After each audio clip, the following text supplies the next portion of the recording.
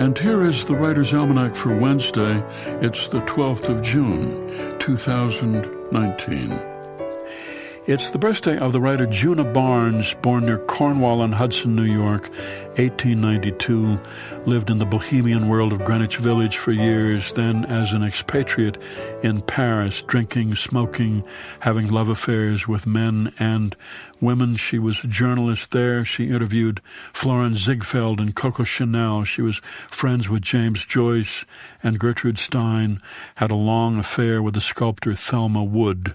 Juna Barnes wrote a famous novel, Nightwood, published 1936, modernist novel about the destructive relationship of lovers named Robin and Nora. Robin was based on Thelma. Dylan Thomas called it one of the great prose books of all time. William S. Burroughs loved it. So did T.S. Eliot.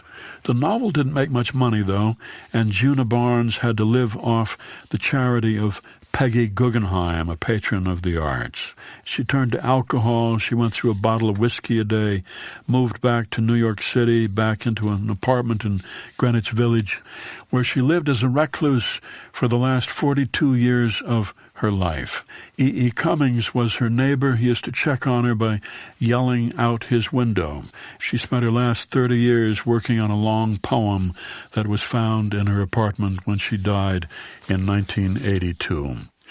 And it's the birthday of the young woman who wrote, "It's really a wonder that I haven't dropped all my ideals because they seem so absurd and impossible to carry out. Yet I keep them because, in spite of everything, I still believe that people are really good at heart. I simply can't build up my hopes on a foundation consisting of confusion, misery, and death." The words of Anne Frank, who was born on this day in 1929 in Frankfurt, Germany. She was 4 years old when the Nazis won the local elections in Frankfurt, and soon thereafter her father, Otto, moved the family to Amsterdam. 4 of more than 300,000 other Jews who fled Germany in those years. In Amsterdam, her father sold fruit pectin, herbs, and spices, and after the Nazis invaded the Netherlands and after Anne's older sister Margaret had gotten notice to report to a German work camp, the Frank family walked in the rain to the father's warehouse and went up the stairs to a set of rooms in the attic that Anne would come to call the secret annex. Within weeks, they were joined by 4 other people, and for 2 years, 8 people shared 500 square feet with one toilet that they could not flush during the day.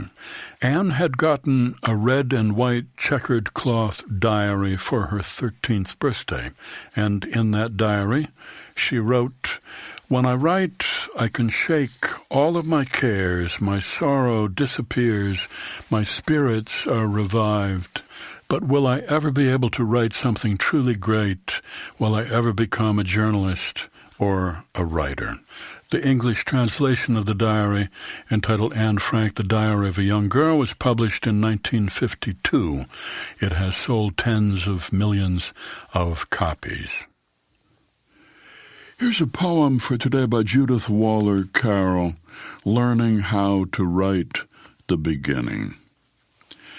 I'd want it to be early autumn, a day like today, still green but gold around the edges. Our old yellow lab lying at your feet, a red stripe beer on the redwood table.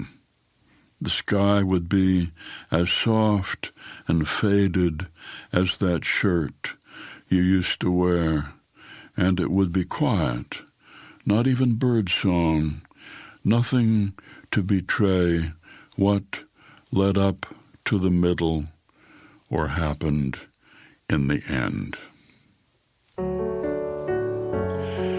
Learning How to Write the Beginning, a poem by Judith Waller Carroll from What You Saw and Still Remember, published by Main Street Rag and used by permission here on the Writer's Almanac. Be well, do good work, and keep in touch.